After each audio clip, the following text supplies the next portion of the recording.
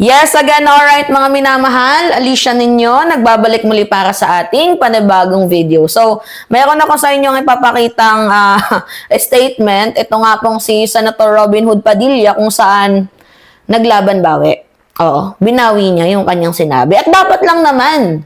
Kasi malaking insulto po yan sa aming mga kabataan kasi hindi mo kami nararamdaman. 'Di ba? Hindi ibig sabihin na nagkakaroon kami ng trauma, hindi ibig sabihin na nagkakaroon kami ng anxiety, hindi ibig sabihin na nagkakaroon kami ng depression, ay mahina na kami. Maybe magkaibang mundo kasi tayo ng ginagalawan. 'Di ba? Okay.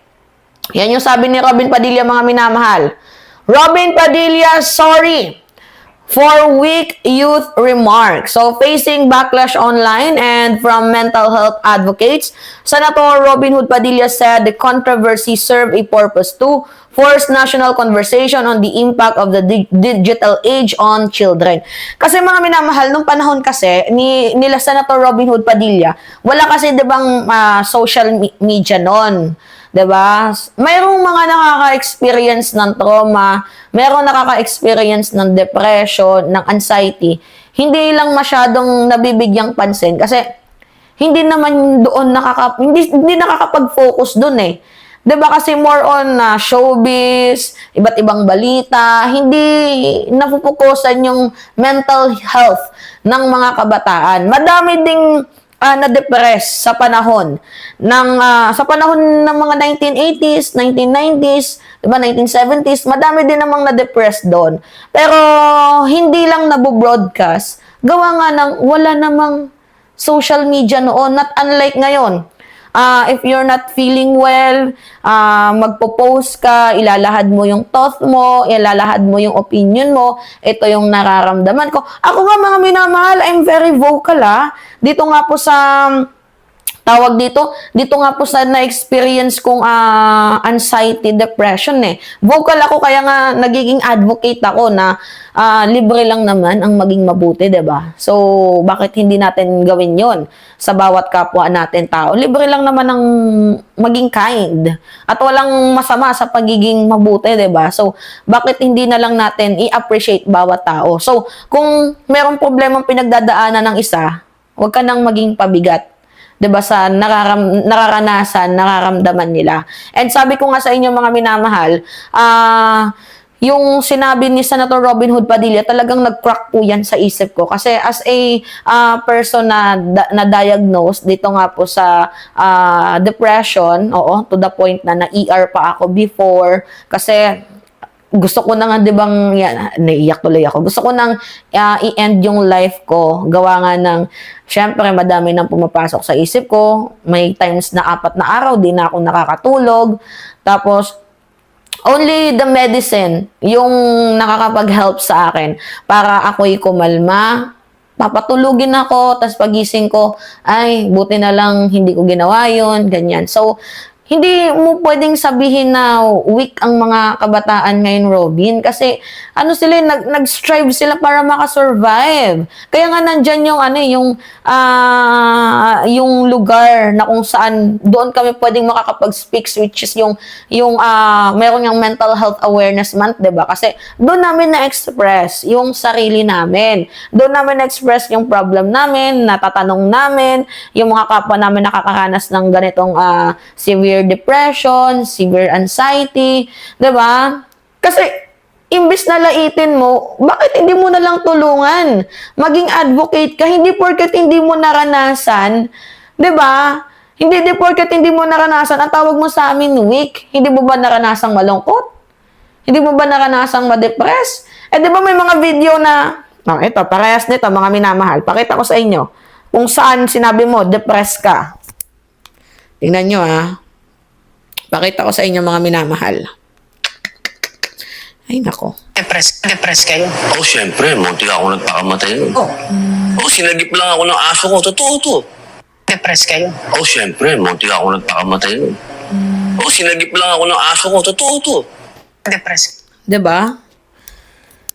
Sana yung aso buhay pa, no? Pakitago, mga minamahal. 'Di ba? Kala mo talaga, alam niya yung ibig sabihin ng depression 'Di ba? Kaya nga sabi ko, ba't di mo tinuloy? 'Di ba? Oh, nasa na yung aso na yun? Baka siya na yun yung aso na yun, mga minamahal. Anyway, medyo nakakapagsisi, diba? Sana yung mga bumoto kayo sa Senator Robin Hood Padilla, hindi nakakaranas ng depression. Sana yung mga bumoto kay Senator Robin Hood Padilla, walang problema. 'Di ba? Sana yung mga bumoto kay Robin Padilla, sana hindi nila nararanasan yung emotional stress, yung emotional problem, 'di ba? Sana hindi nila nararanasan. Pero the way na nag-sorry naman, mga minamahal, itong si Senator Robin Hood Padilla, tayo po ay mabait naman at hindi naman sobrang ganun kasama. Yeah, that's fine. Pero sana, lesson learned na to na sometimes silence carries more wisdom. 'Di ba? Na wag ka nang magsalita ng mga careless speech mo. 'Di ba? Kasi bago ka magsalita or magbigay ng claims, pag-aralan mo muna yung datos. Kasi hindi pwedeng personal knowledge, trust me bro, based on my experience. 'Di ba? Wag ganon. Oo, number 1 senador ka pa man din, pero wala ka talagang punto. 'Di ba? O, nag-sorry siya kasi mga minamahal, yung kanyang remarks, pwede pong umepekto yan. Lalo pat madami ng youth ang boboto this upcoming 2028. 'Di ba? Sorry na lang, ganun. Walang sorry. Oo. Finally, nagkaroon din ng accountability dito itong si Senator Robin Hood Padilla. Nagkaroon ng justice yung mga tawag dito, yung mga mayroong depression, severe anxiety, 'di ba? Kasi kahit papaano napag-sorry natin itong si Senator Robin Hood Padilla. And you know, Senator Robin, nasa ibang mundo ka kasi. Noong mga panahon ninyo, wala din naman mga bobong senador, kaya konti lang din siguro yung depress. Kaso, bobo ka eh. Diba? Sino ba naman ang hindi madidepress eh? Kung ganyan yung senador namin, bobo. Diba? And, you know, mga minamahal, ito lang yung pinaka-last word ko. Every generation have their own kind of depression.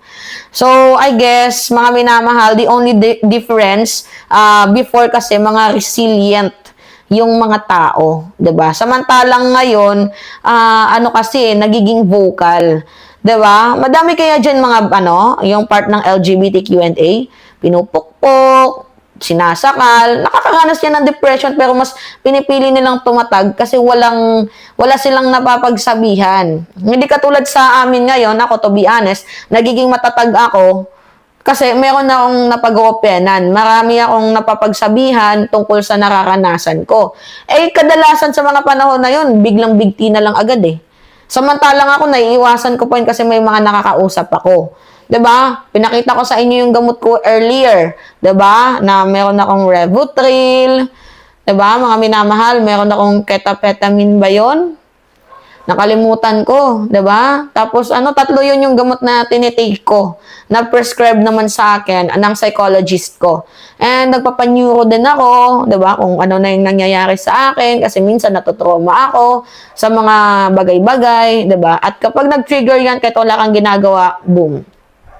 Deads na lang gusto mong mangyari. Kaya mahalaga sa may mga depression or nakakaranas ng severe anxiety dyan, guys, lumabas kayo.